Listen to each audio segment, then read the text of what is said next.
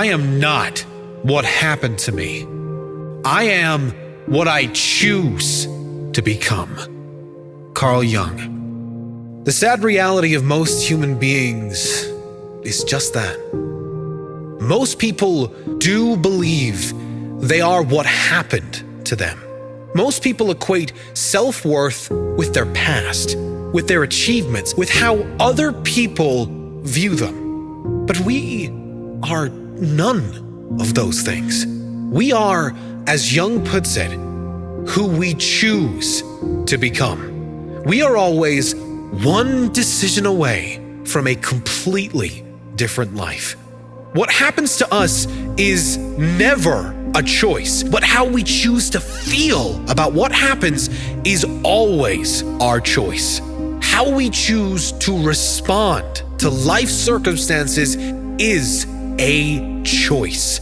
Who we decide to be in every moment, including adversities, will determine the quality of our life. Leave your past behind and decide today, now, who you will be from this moment forward. Until you make the unconscious conscious, it will direct your life, and you will call it fate. Carl Jung. Why do bad things keep happening to me, some say? Why do the same negative kind of people keep appearing in my life? The unconscious, or rather subconscious, controls almost all human behavior. It has been said that almost all brain activity happens on a subconscious level. The problem is, most people do not understand this basic principle, and therefore are running their life on autopilot, repeating the same reactions and responses, and often repeating the same problems over and over again in a figure-8 loop. Einstein said the definition of insanity is doing the same thing over and over again and expecting a different result.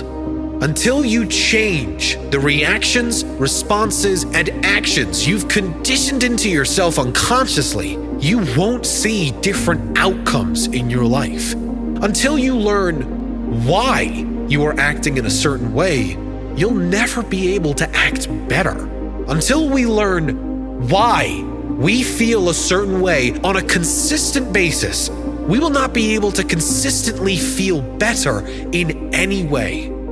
You need to step back and examine your life. Examine you. What feelings, behaviors, habits, and actions are running on autopilot? What can you bring forward to the light, into your consciousness, into your presence? If you can manage that, you can start changing those habits consciously. With repetition, you can reprogram these new habits, feelings, and behaviors into your new subconscious program. Better habits, better reactions, better outcomes.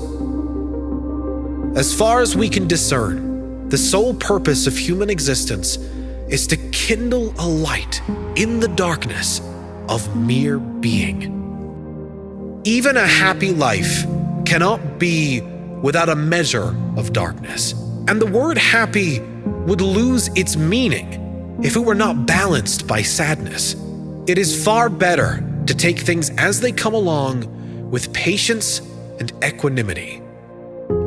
The least of things with a meaning is worth more in life than the greatest of things without it. Carl Jung. Without the contrast of sadness, happiness does not exist. Without dark, there is no light. A happy life, then, is not one without sadness or misery or failures or problems. A happy life, a full life, is a life with meaning. If you had in your possession every penny on earth and all the material possessions you desire, it would still give you no guarantees of happiness and certainly no meaning. You don't need things, money, or possessions to have meaning. But meaning does make for a rich life. With meaning and purpose in your life, you can face the inevitable challenges of life without fear. With meaning and purpose in your life, you can let go of the past because there is always a brighter future to work toward, to believe in tomorrow.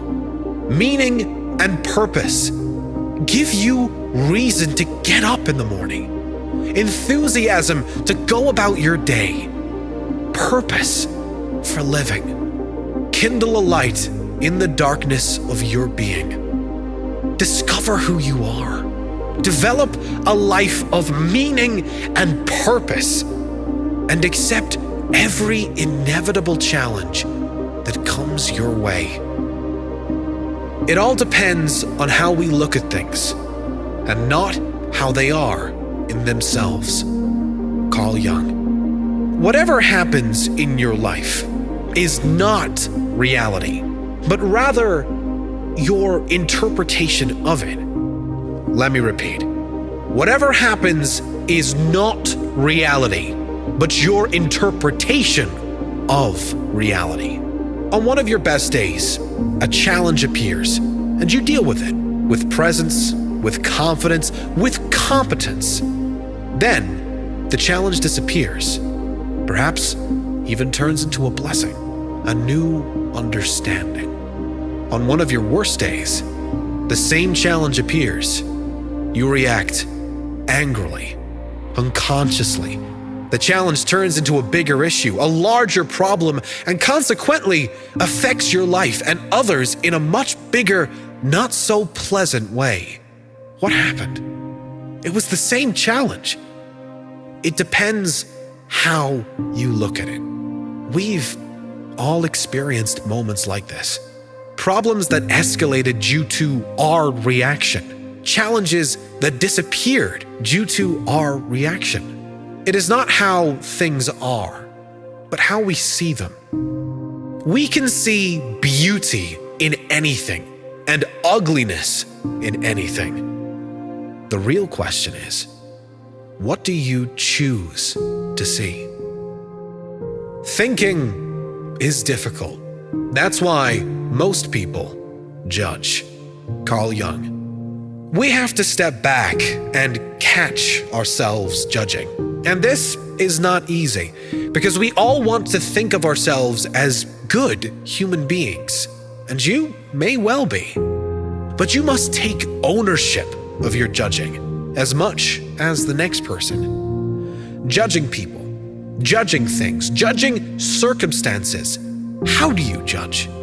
Who do you judge? Has there ever been a moment in your life where you've judged a person or a situation and then realized you were completely wrong? I think we've all had this experience. We should never judge a person or a situation where there are no facts. If we don't know, we must accept we don't know and expect the best. We really do choose how we see everything, and anything can be seen through a positive, optimistic lens if that is our intention. Make it your intention.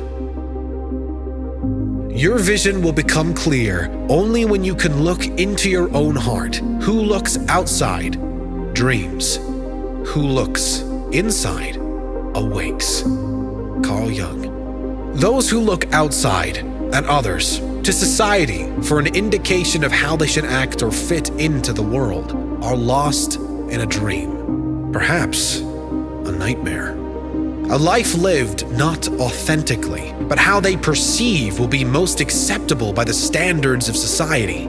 To awaken is to look within your own heart, to trust your intuition, and to be brave enough to live life on your terms, not caring for others' opinions or judgments, only focused on the life that lights you up, the authentic you, living your authentic life.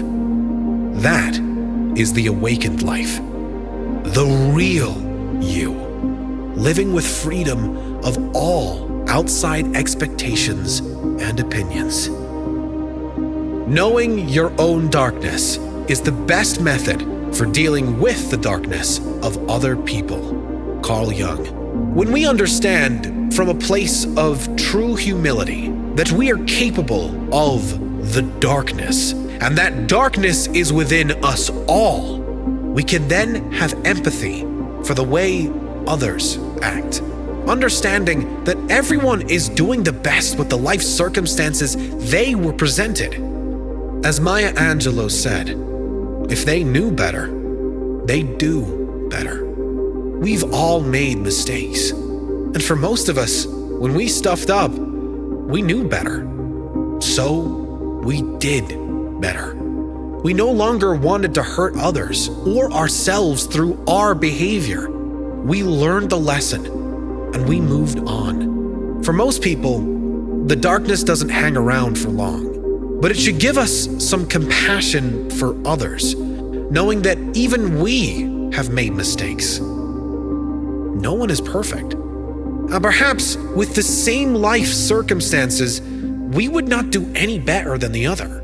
Perhaps if we went through what they went through, we would not have the tools to do any better than they are doing. It does not mean condoning any type of behavior. It is understanding that no baby was born evil or with bad intentions. Everything that irritates us about others can lead us to an understanding of ourselves. Carl Jung. Anything that irritates you in another is likely within you or within your shadow. They are the things we are most afraid will come out of ourselves. It's like a mirror for your own personality. What irritates you in others can teach you important things about yourself. Pay attention to those things in others that irritate you. Perhaps there is something you can work on too. Where love rules, there is no will to power. And where power predominates, there is love lacking. The one is the shadow of the other. Carl Jung. And how badly do we need more love and less power in the world today?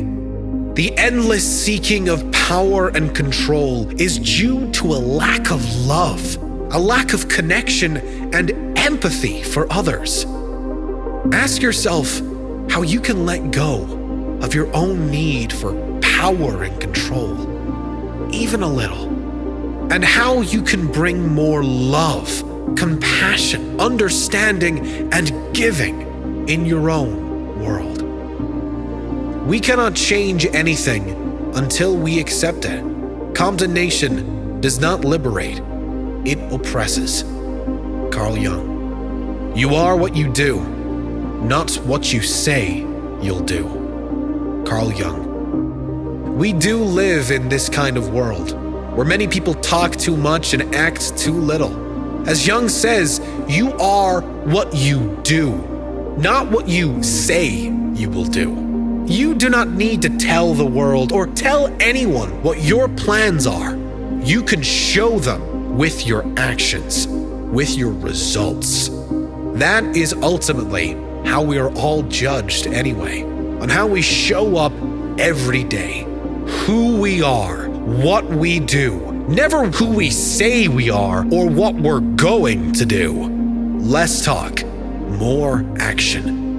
Leaving the need for validation behind and being who we intend to be. Doing what we want to do and letting the right people show up because of those choices.